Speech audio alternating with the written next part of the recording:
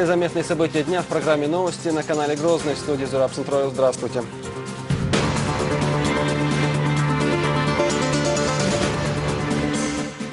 Несмотря ни на что и вопреки всему.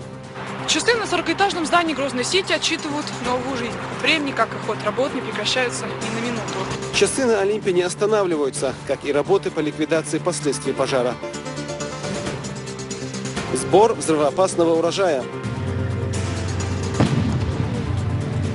Инженерные войска испытывают новое оборудование. Грозный принимает африканских гостей. Условия для черепахи почти что, можно сказать, идеальные. Красноухая черепаха и лемур поселились в столичном зоопарке.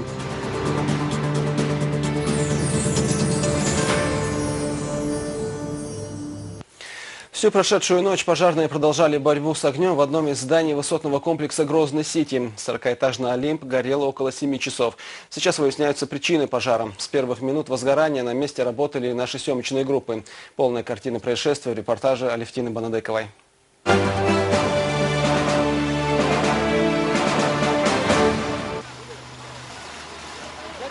18:15, и вот клубы дыма были видны из разных уголков города. Многие жители сначала и не поверили своим глазам. Горела 40-этажная башня комплекса Грозный-Сити. Чуть позже сарафанное радио разнесет новость, которая тут же облетела весь мир. Те, кто оказался рядом, снимали происходящее на телефон. Тогда даже обыватель сразу понял. Возгорание произошло с внешней стороны нижних этажей. Уже спустя сутки эта версия подтвердится соответствующими органами. В настоящее время сотрудниками Управления надзорной деятельности Главного управления МЧС России по Чеченской Республике возбуждено уголовное дело по факту пожара. В настоящее время проводится проверка в отношении застройщиков, проектировщиков, сотрудников стройнадзора. И причина пожара устанавливается. Буквально несколько минут, и вот вереница пожарных расчетов спешит на место трагедии. Здесь помогали всем миром, и даже добровольцы вызвались. Спасатели районных управлений МЧС и сотрудники правоохранительных дел в ту ночь боролись с одной бедой – с огнем, который горел на протяжении нескольких часов. По предварительным расчетам, высотка без малого полыхала около 7 часов. К тушению одного из самых высоких жилых зданий на юге страны были привлечены несколько сот человек. Тут же развернули специальный оперштаб. Информация с места события сразу поступала в головной офис в Москву.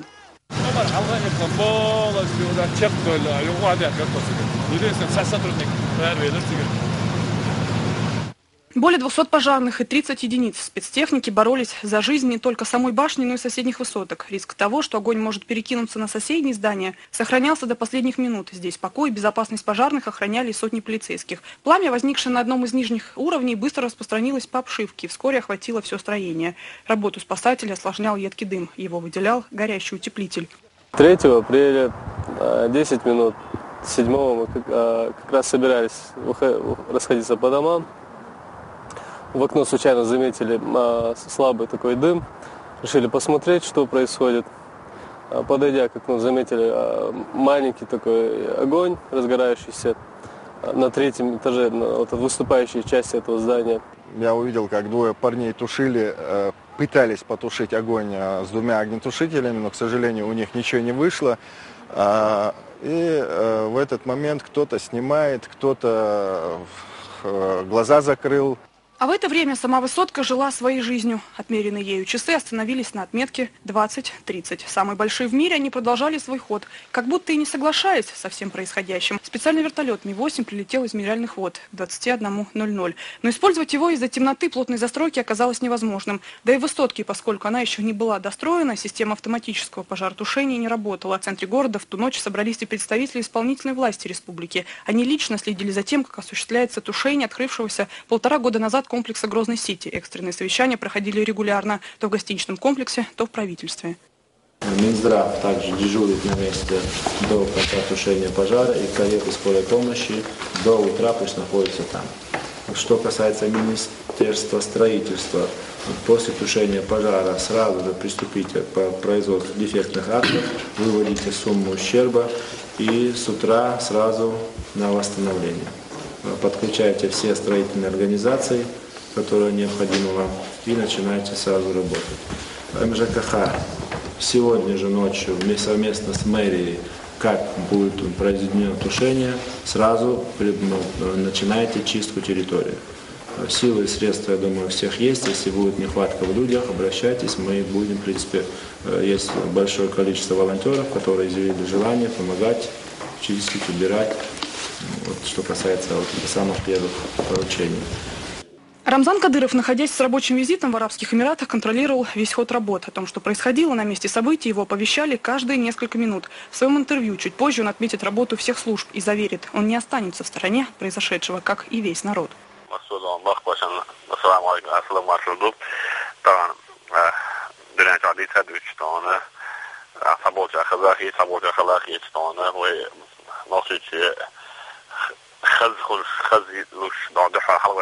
زاني فزاني دون يا جوي دون إذا ريت نبوه وده كتانا يوزن شو نخبر سنة يعني يجي على ويتغلط نبيز بومش ندوش دونه يزقل ده دون عبد الرحمن عبد الخاص نموت عن ده يقطع هذاش يزداني دون يجي دون تغنى وي تيجي تعرف كاتب بس دلتن دون تكنولوجيا شادونه إيش تعدو شدا مقدار كان غيرن ستش عدو ده كي خز كل دون تكنولوجيا كل دون خز دون ماتريال إسبورت كيش دون ويزداني دون يعني خز كيتشي تقول له دنيا شو بيخز خيروش كتاع كومبلكسي ده مقدارنا والله البوق حنوخ جبك صاحب بيت هو دون زداني يش ياقوش زداني يش ياقوش دون لا تمغير دون تندر دون تجاه بجارني دون سلوج دون دي بوا بشو روسلان في كبير أخوي بعض الشيء دون دائما شارع وتعرف يدروش شارع جدا دون دين نتيجة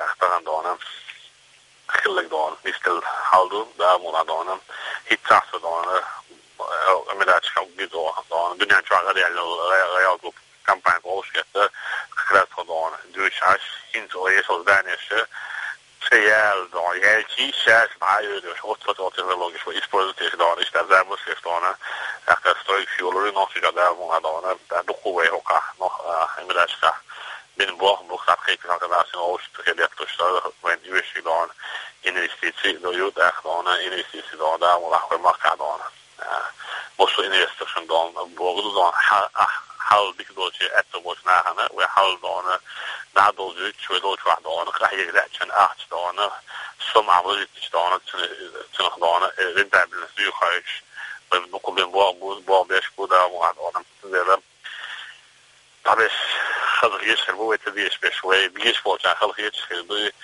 is dan مثلنا دون خذ دي دون وتدي الشارع ودي شغل ده وخي خزيرو ده يعني بيركي دون ده فوتي قاعد دون كم يلا بلوش فوتي دون تيجي شارع جدا يلا ده بيل فجأة فوتي شارع جدا شو ده يعني بيركي ده يبي كنوحش قوم تعدى هو ما ده يتوقع ده لا تبغى مسألة. Недоброжелателей откровенных сплетников Рамзан Кадыров разоблачал в своем аккаунте в Инстаграм. В подтверждение его слов тут же опубликовывались фотографии с места пожара. Сразу после тушения к месту происшествия прибыли около 300 работников городских служб. До самого утра они убирали последствия многочасового пожара. Все, кто находился в здании, это около 30 человек, в ту ночь успели эвакуировать. Жертв и пострадавших нет. Сейчас мы находимся в том месте, где вчера произошел пожар. Едкий запах, обгоревшие конструкции и разбитые стекла. Это все, что можно сейчас увидеть. Сами строители занимаются ликвидацией последствий пожара, и, собственно, этим занимаются и все службы города. Пожарным удалось защитить остальные высотки. Восстановительные работы начнутся после того, как следствие установит причину возгорания. Сейчас на месте события темно и сыро. Здесь воды практически по колено. Подниматься на верхние этажи приходится долго, мешают и стройматериалы, и темнота. Одна из версий – это нарушение правил пожарной безопасности при эксплуатации электрооборудования. Отрабатывается, но учитывая, что там находились работники, которые проводили рабочие ремонтно-строительные работы. Значит, есть версия вторая, это проведение огнеопасных работ, там, да, в том числе и по укладке мягкой кровли, там, резка металла или там сварочная работа. Эта версия тоже отрабатывается. Запах до сих пор не выветрился из помещений. Сейчас здесь с инспекцией появляются представители органов власти. Они мониторят ситуацию и сам ход работ. Между тем, строители начали демонтаж обшивки здания. Сотрудники МВД вместе с дознавателями МЧС обследуют место вероятного очага возгорания Олимпа. Полиция уже возбудила уголовное дело, ведется тщательное расследование. Возбуждено уголовное дело по статье 168 Уголовного кодекса Российской Федерации. Значит, уничтожение, повреждение имущества по неосторожности. Значит, в настоящее время проводится осмотр места происшествия следственной оперативной группой для закрепления очага и причин возгорания. Значит, после проведения осмотра места происшествия и соответствующих первоначальных следственных действий будут назначены соответствующие экспертизы, тоже для определения очага и причин возгорания. Уголовное дело находится на стадии расследования под личным контролем министра внутренних дел Чеченской Республики, генерал-лейтенанта полиции Руслана Шахаевича Алханова. Главу республики поддерживают сами жители. Хотя и случилась такая трагедия, но всем вместе необходимо преодолеть свои невзгоды и двигаться дальше. Грозный станет лучше и ярче, этот пожар скоро забудется.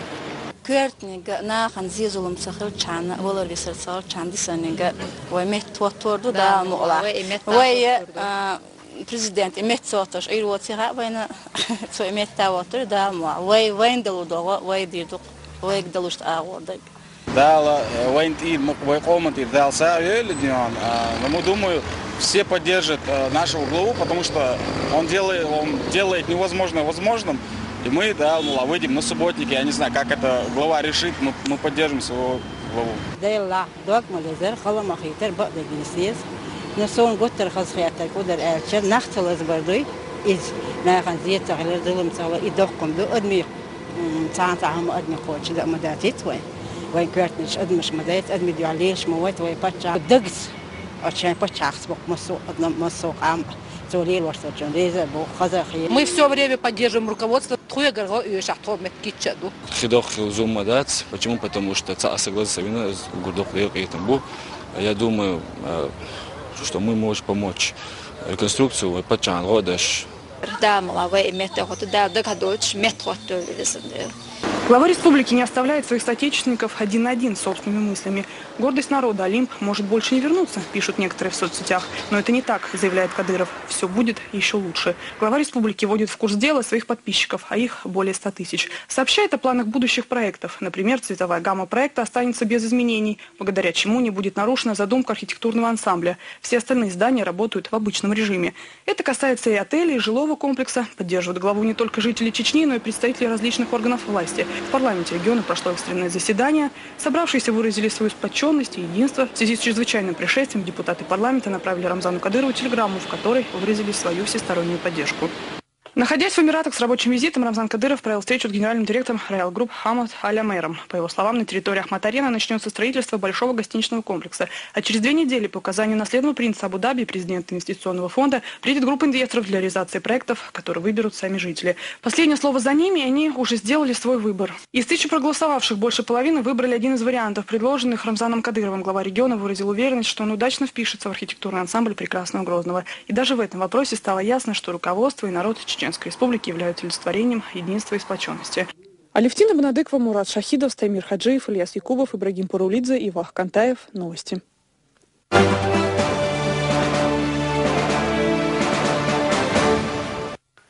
Алевтина Банадыкова и в эти минуты находится у комплекса Грозный-Сити. Она выходит с нами на прямую связь и готова рассказать о последних новостях. Добрый вечер, Алевтина. Что сейчас происходит и кто работает на месте происшествия?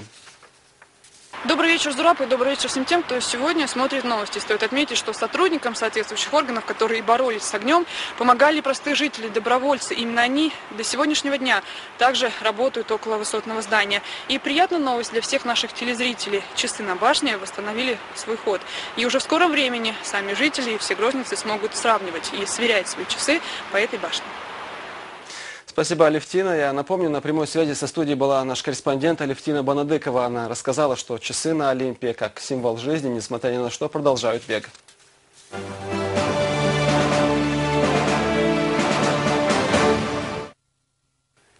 И теперь к другим событиям. На полях Анкалы идет сбор взрывоопасного урожая. Инженерные войска Южного военного округа проводят учения по обнаружению и ликвидации мин. За работой спецбатальона наблюдал Адлан Дудаев. Александр Донченко из Ростовской области служит в армии сапером уже больше года. Пока боевые мины он не обнаруживал. Говорит, специально выбрал работу по разминированию, чтобы люди могли спокойно жить. Разминировать местность, чтобы люди могли свои угодья здесь строить, допустим, дома, хозяйство, все такое.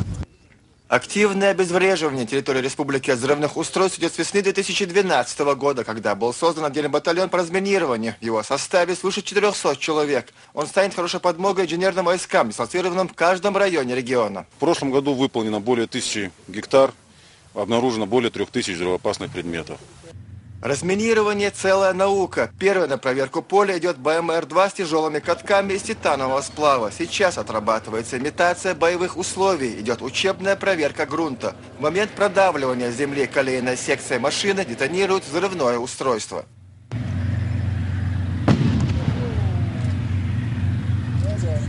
Второй идет так называемое инженерное машиноразграждение на базе танка Т-72. Она расчищает перед собой пространство для работы саперов. Снимается слой земли вместе с сорняком и травой для удобства проведения идентификации взрывных устройств. Следом уже идут сами саперы с поисковыми овчарками. Собак предварительно полгода обучали в тренировочном центре военной инженерной базы в Подмосковье. Как себя ведет тренированная собака в случае обнаружения взрывного устройства? Она садится рядом с ним, обозначает, сидя. В случае фиксирования тяжелого фугаса или крупного взрывчатого устройства на поле выходят саперы в специальном титановом защитном костюме, новейшей разработки российских инженеров. На ногах амортизирующее устройство, защищающее от взрывной волны. Противопехотные мины он защитит на расстоянии 1 метра. От пуль он защищает на расстоянии 5 метров. От минно-взрывных фугасов, таких как ПОМС-2М, защитит на расстоянии 3 метров.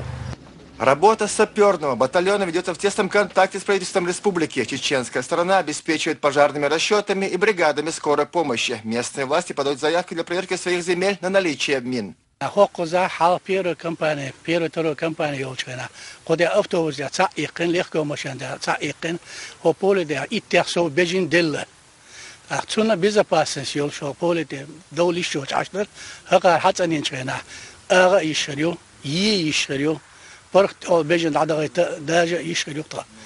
По сетевому плану инженерных войск планируется в 2015 году полностью завершить разминирование сельхозугодий и лесных массивов, а в 2017 всей территории Чеченской Республики, включая горные районы.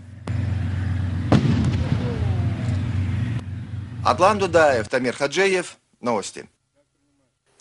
Профилактика ДТП стала главной темой, которую обсудили представители МВД с молодежью села Знаменское. Здесь также присутствовали богословы и представители районной администрации.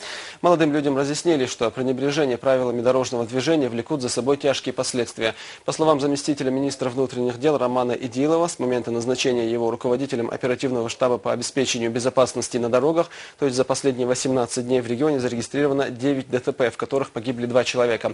При этом за аналогичный период прошлого года произошли 22 аварии, в которых погибли 12 человек. Участники встречи призывают молодежь к сознательности.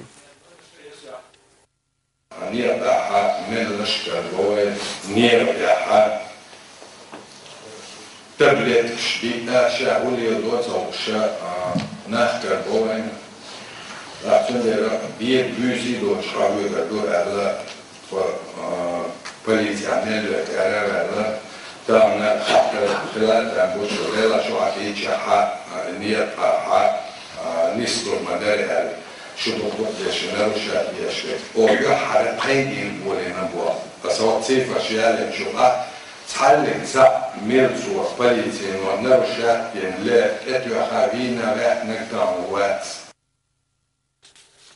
В Грозном состоялась встреча членов Ассоциации главврачей республики. Она проводится регулярно в целях решения острых проблем. На сегодняшнем заседании медиков говорили об оказании оперативной помощи. О ситуации, когда счет идет на секунды. Ирина Дадаева. Еще в состоянии вывести человека, перевезли его, и добавить еще травм по ходу, транспортировку. Это же бедность.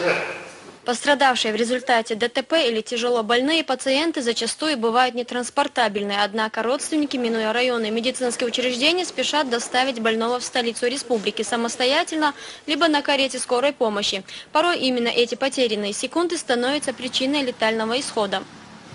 В очковой Мартане, Гайсултанов, этот пострадавший с оторванными конечностями доставлен к нам, минуя Очкой Мартановскую ЦРБ, минуя Урус Мартановскую ЦРБ, без мобилизации, без жгутов и так далее. И доставлен в крайне тяжелом состоянии, в шоковом состоянии. Был оперирован, там проведена первичная хирургическая обработка, но несмотря на все эти мероприятия, этот больной молодой парень 94-го года погиб. Таких случаев немало. Каждый из них фиксируется и составляется дефектный акт. Врач приводит неутешительную статистику. Сейчас не начало 2000-х годов, когда экстренную помощь могли оказать только в 9-й городской больнице. В наши дни во всех районах работают квалифицированные специалисты, кабинеты оснащены необходимым оборудованием. К больному, если нет на месте врача, должны выехать представители экстренной службы. За 2012 год количество выездов было 360. Количество специалистов, которые принимали участие в выездах, 20. ЛПУ, охваченные выездами, 35. Проконсультировано больных 546. Так, дополнительные аппаратные инструментальные исследования 77. Количество операций, в том числе экстренные 40, плановые 5. Согласно статистическим данным, объем работы, выполняемый экстренными службами, впечатляет, но не главного хирурга Минздрава. По словам Умара Ханбиева, встреча членов Ассоциации главных врачей республики призвана решить существующие проблемы с оказанием качественной медицинской помощи пострадавшим или тяжелобольным. Нехватка автотранспорта или горюче-смазочных материалов не причина для отказа выезда к пациенту. Я знаю, многие больницы так привыкли к тому, что им какие-то штаты, которые у них есть, они не заполнили и выходят за счет других больниц. Это есть нужно. Но РКБ – это больница, которая является последней инстанцией, которая должна решать любые наши проблемы. Но поэтому и соответствовать вы должны, и требовать должны. На встрече главных врачей лечебных учреждений вопросов прозвучало больше, чем ответов. В конце собравшиеся решили поднять эту проблему для обсуждения на ближайшей коллегии Минздрава Республики с участием всех ответственных лиц. Элина Дадаева, Рустам Мугаев и Тамерлан Арсанукаев. Новости. Обсуждение на ток-шоу «Северный Кавказ. Прямая речь» должна услышать вся страна. На этот раз главной темой проекта телеканала «Грозный» стала статья главы Чечни под названием «Потому что Родина». В ней Рамзан Кадыров предложил ограничить или запретить выезд за границу чиновникам, занимавшим высокие должности и обладающим секретной информацией. Мнение участников выслушал Ислам Магомадов. Обсуждение статьи главы Чеченской Республики под названием «Потому что Родина» давно вышло за рамки газеты «Известия». Рамзан Кадыров предложил в ней ограничить или запретить выезд чиновников, занимавших высокие должности и обладающих секретной информацией, за границу. На эту тему говорили и на ток-шоу телеканала «Грозный Северный Кавказ. Прямая речь». Гости в студии выразили свою солидарность с Рамзаном Кадыровым. Чиновники или госслужащие не имеют права превращать национальную безопасность в товар. То, что озвучено Рамзаном Ахматовичем, предложение о запрете выезд за пределы государства, лиц, имевших доступ к государственным тайнам, поддерживает более 99%. Вот если мы возьмем 1000, 1500, 2000 блогеров, которые высказывают свое мнение, а также политиков, политологов, чиновников, мы можем насчитать несколько десятков человек, типа тех Касьянов, Гудков, Немцов, которые сказали бы другое.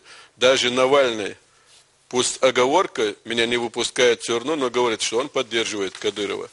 Реакция на статью в соцсетях, да и не только, разная. Одни всецело поддерживают позицию Рамзана Кадырова, другие считают такую инициативу нарушением прав человека. Глава Чеченской Республики в статье просит не путать, ведь на кону госбезопасность. Всем известно, как СМИ отнеслись к запрету игорных автоматов в Чечне, но через некоторое время это же решение было принято и в целом по стране. Участники ток-шоу отметили, не стоит спешить осуждать предложение, когда можно извлечь из нее пользу. 99%, я вот еще раз говорю, я не поленился, я 1000 комментариев сам лично просмотрел, и комментарии во всех блогах, во всех страницах. И действительно там говорили, почему это говорит чеченец, а почему это не говорит наш русский. Также мнение разное. Для записи ток-шоу был приглашен ведущий «Вестей» Карачаева-Черкесии. Ашимес Прешхов одним из первых поддержал инициативу Рамзана Кадырова в интернет-приложении «Инстаграм», после чего получил приглашение посетить Грозный. В Инстаграме я прочитал ссылку на статью Рамзана Ахматовича Кадырова, где личный свой блог, скажем так, вот ведет сам глава республики Рамзан Ахматович Кадыров. И, естественно, там добавил свои комментарии, то, что я тоже поддерживаю. Я, честно говоря, не рассчитывал на ответ со стороны Рамзана Ахматовича Кадырова, но он меня поддержал и ответил мне, что он тоже поддерживает, чтобы провести вот встречу с общественностью. На ток-шоу присутствовали представители всех ветвей власти. Свое мнение высказали не только депутаты, но и известные спортсмены, студенты. Инициативу Рамзана Кадырова собравшиеся поддержали единогласно. Ислам Магомадов, Ибрагим Париулидзе, Заур Магомадов. Новости. Итак, смотрите ток-шоу «Северный Кавказ. Прямая речь» на нашем канале в субботу, 6 апреля в 20:00. Сезон походов в парки и скверы можно считать открытым. С приходом теплых дней возобновились прогулки по излюбленным местам отдыха. К ним относится и зоопарк в парке национальной культуры имени первого президента. А с его пополнением увеличится поток желающих увидеть красноухую черепаху, ягнят и лемура. Медведь, а где Маша?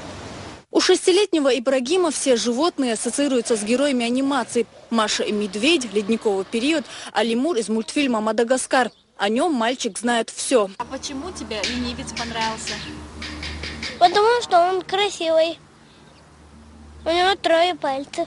Лемур поселился в зоопарке недавно, но уже стал любимцем и даже обзавелся кличкой Ларри. Его сородичи обитают в экзотических джунглях Африки и занесены в Красную книгу как исчезающий вид. А это лемур семейства куканг. Животное обитает на острове Мадагаскар. Местные его еще называют ленивцем, потому что в дневное время это животное обычно спит, а ночью бодрствует. Сегодня мы его специально разбудили, он недоволен тем, что ему не дают поспать. В зоопарке поселились сразу несколько видов животных – красноухая черепаха, ягнята и пара ежиков. Для новых питомцев созданы все необходимые условия. Каждому требуется специальный уход. Особенно капризна единственная представительница семейства рептилий с красными пятнами на голове, в честь которых она получила свое имя – красноухая. Условия для содержания вот данных черепах вот есть такой тамбур. Вот. Устанавливаем нужный режим. Оно само нагревает воду, потом по нагреванию само и отключается. Также есть фильтр очистки воды и тем самым условия для черепахи, почти что, можно сказать, идеальные. Всего в зоопарке более 20 видов животных и 11 пород птиц. Кто-то смело подходит к вольерам и пытается познакомиться поближе, а другие доходят до слез от излишней дружелюбности. А это один из первых питомцев зоопарка – бурый медведь. В его рацион входят мясо и фрукты, но Миша очень любит сгущенное молоко. За время своего существования зоопарк значительно пополнился новыми обитателями. В ближайших планах руководства приобрести еще нескольких животных, а пока здесь помогают новым жильцам адаптироваться к местному климату. Зура Саламова, Муслим Типаев, Заур Магомадов. Новости.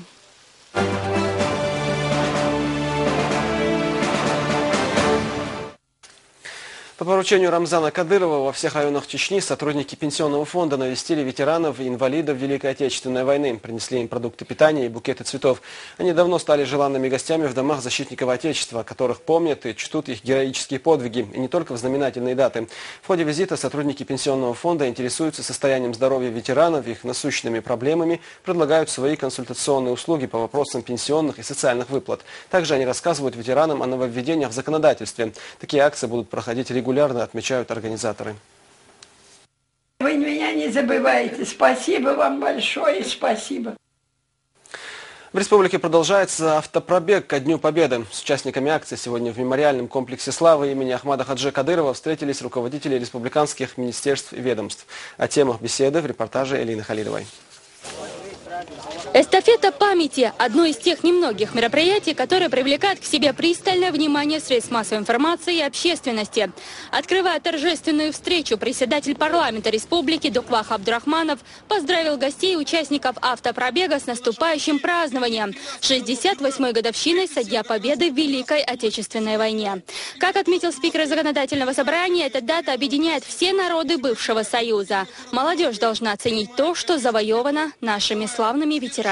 То, что сегодня этап Грозного принять международную эстафету, посвященную победе, нас это радует, нас это вдохновляет на новые ратные дела, трудовые дела, политические баталии во главе с Рамзаном Ахматовичем чтобы укреплять российскую государственность. Вы все знаете, что глава Чеченской Республики, генерал, национальный лидер наш Рамзан Ахматович Кадыров, герой России.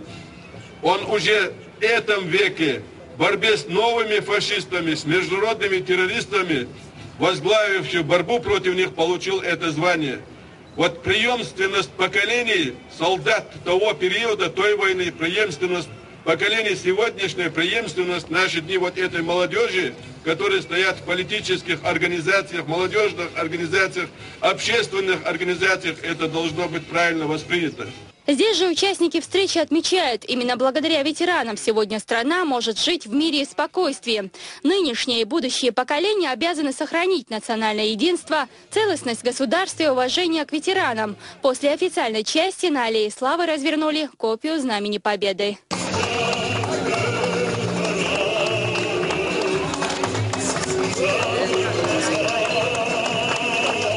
Далее гости направились к обелиску первого президента Чеченской Республики Ахмата Хаджи Кадырова. После церемонии возложения цветов участники мероприятия провели экскурсию по музею, в дар которому была передана книга о народах Северного Кавказа. А им, в свою очередь, сотрудники музея вручили альбом о его истории. Мы не просто в городе Грозном, мы в городе Грозном, который по праву является городом-героем той Великой войны. По праву. Почему? Это один из главных городов, за который шла Кавказская битва. Вот за нефть Грозного и Баку как раз и шла и Сталинградская битва с этим связана, и Кавказская битва. Это город Грозный. Город Грозный защищали представители всех народов Советского Союза. И главными здесь были летчики, которые отбивали атаки авиации, которые, когда не смогли Грозный взять, решили разбомбить Грозный, чтобы и советскую армию мы не смогли обеспечивать бензином, дизтопливом, маслами и так далее. Грозный отстояли. И главными героями, если в Сталинградской битве были снайперы, пулеметчики, здесь были пожарники и летчики. Город Грозный один из тех, кто не сдался фашизму. Хотя обидно, что многие города сдавались, потом их забирали обратно, им присвоили воинское звание, город воинской славы. Мы еще не получили.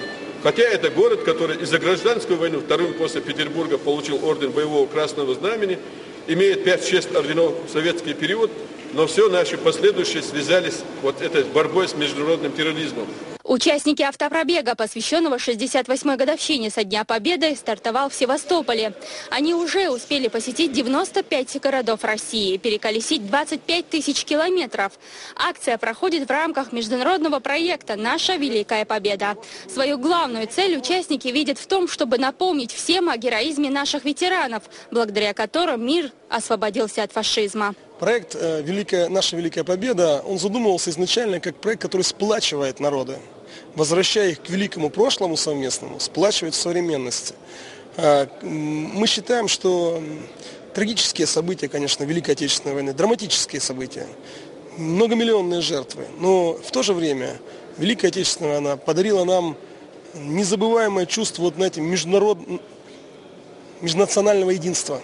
После экскурсии состоялась пресс-конференция. Инициатор праздничного мероприятия – Министерство Республики по национальной политике, печати информации. Отвечая на вопросы журналистов, главный координатор проекта Олег Слюсаренко отмечает, конечный результат, которого мы ожидаем – сохранение истории великого народного подвига в Великой Отечественной войне. Мы, во-первых, рады, что эстафету принимал Грозный, принимала наша Чеченская Республика.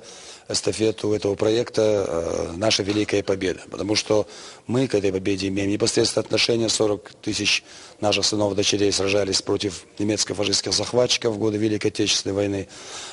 Сами координаторы, сами руководители этого проекта и не скрывают, что главная цель вот этого автопробега и вообще всех мероприятий, которые проводятся в рамках международного общественного проекта «Наша Великая Победа», это заострить внимание, привлечь внимание молодежи, прежде всего, привлечь внимание СМИ, привлечь внимание органов государственной власти, общественных организаций, как этой великой дате, которую мы скоро будем праздновать. Встреча оказалась довольно плодотворной. Далее участники автопробега планируют посетить ряд районов республики. Элина Халидова, Муслим Типаев, Рустам Саламов. Новости. Продолжаем выпуск. В республике активизированы работы по профилактике употребления психотропных веществ и популяризации здорового образа жизни среди молодежи. О том, какие мероприятия будут проводиться, говорили на совещании-семинаре. В нем приняли участие директор департамента по связям с религиозными и общественными организациями администрации главы и правительства, министр по делам молодежи, военный комиссар республики, главврач наркодиспансера и другие.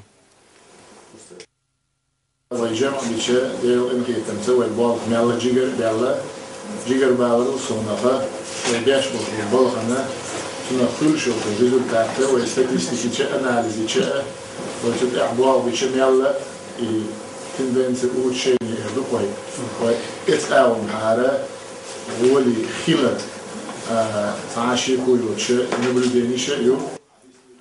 Напомню, эти работы организованы в рамках единой концепции духовно-нравственного воспитания и развития подрастающего поколения. В мероприятии запланированы турниры, спартакиады, семинары, тренинги и круглые столы. Сотрудники «Зеленостроя» обещают удивить грозненцев и гостей столицы своими дизайнерскими задумками. После серой зимы яркие краски Грозному подарят зеленые насаждения. На сегодняшний день улицу Абузара Айдамирова, ведущую в аэропорт, украсили 400 декоративных туй. Тему продолжит Ахмед Джабраилов. Не зря грозненцев признали самыми счастливыми среди россиян. Социологи, измерявшие индекс счастья, связывают это с комфортными условиями, которые созданы для жителей чеченской столицы.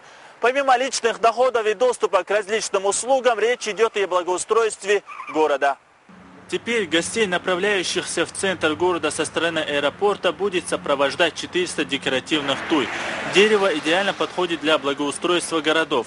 Во время посадки саженцев необходимо строго соблюдать дистанцию. Оно колеблется от 1 до 5 метров. После серой зимы и слякоти разделительная полоса по улице Абузара Айдамирова приобрела новый, более яркий цвет. Кстати, 2013 объявлен годом известного чеченского писателя. Специалисты «Зеленстроя» хорошо знают свою работу. Они отвечают не только за благоустройство этой улицы, но и всего города.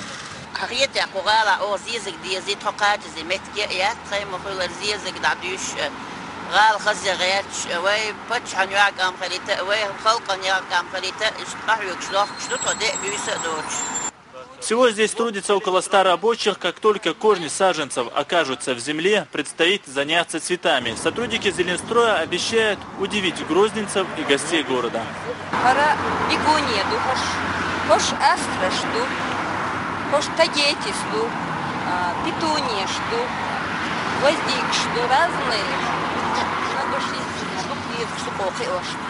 Такие декоративные растения лучше всего сажать весной, говорят растениеводы. При соблюдении всех условий посадки туя не требует особого ухода.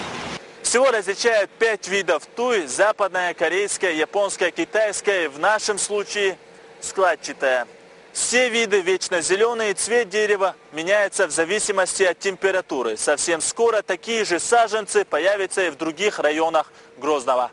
Ахмед Джабраилов, Рустам Исмаилов и Джамал Эль-Хаджалиев. Новости.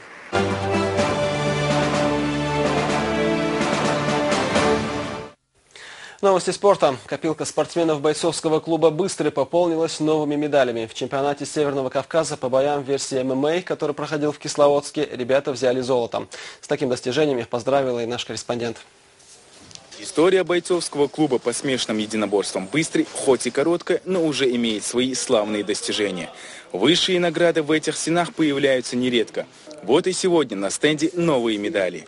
Это золото за победу в чемпионате СКФО по боям в версии ММА, который проходил в Кисловодске. Лучшего результата достигли 11 бойцов клуба «Быстрый». Берите участников, 18, сайт первый, второй, команда, общая команда, кубок, второй. Подготовка молодых спортсменов проходит по всем правилам смешанных единоборств, а сами бойцы ставят перед собой цель – достичь самые высокие вершины спортивного Олимпа, чтобы ими гордились не только друзья, но и вся республика. Ибрагиму, глава района,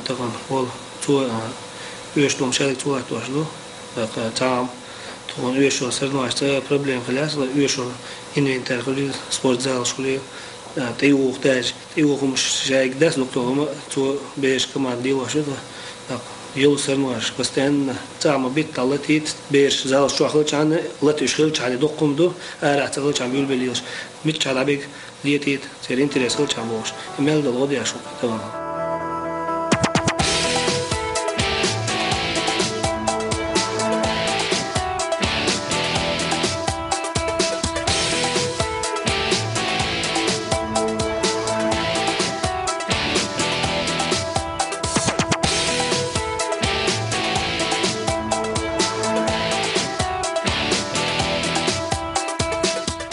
Быстрый не проводит время зря. Бойцы по возвращению с турнира уже готовятся к другим соревнованиям. В конце апреля у спортсменов очередной выезд. На этот раз им предстоит доказать свое мастерство на чемпионате мира по ММА в Италии. Заур Димаев, Ислам Бакалов, Ильяс Якубов, Ибрагим Налаев. Новости. И последнее. Сборная республики по тяжелой атлетике заняла первое командное место на чемпионате Северного Кавказа. Всего в копилке нашей команды 5 золотых, 2 серебряные и 2 бронзовые медали. Участие в соревнованиях принимали более 100 спортсменов в 8 весовых категориях. Каждый удар – устрашающий грохот. От падения штанги сотрясается не только рядом стоящая видеокамера, но и стены здания. Проведение чемпионата Северо-Кавказского округа по тяжелой атлетике в Гудермесе уже становится правилом. За последние 2 года он проходит в этом зале спортивного клуба «Рамзан». Всего участников больше 100, соревнуются в 8 весовых категориях. Победитель определится по сумме двоеборья, толчка и рывка. В следующем году Министерство спорта республики планирует провести турнир более масштабный, всероссийского уровня. Уровень подготовки спортсменов, в первую очередь, меня радует. И уровень организации очень высокий. Здесь идет чемпионат СКФО, это отбор на чемпионат России. Мы планируем следующий чемпионат России провести у нас дома. Житель Чечни Чингиз Магушков выступает в супертяжелом весе более 105 килограммов. Он опытный атлет и обладает олимпийской лицензией. На лондонские игры не попал только из-за травмы, а на чемпионате в сумме двоеборья поднял 400 килограммов и уверенно победил.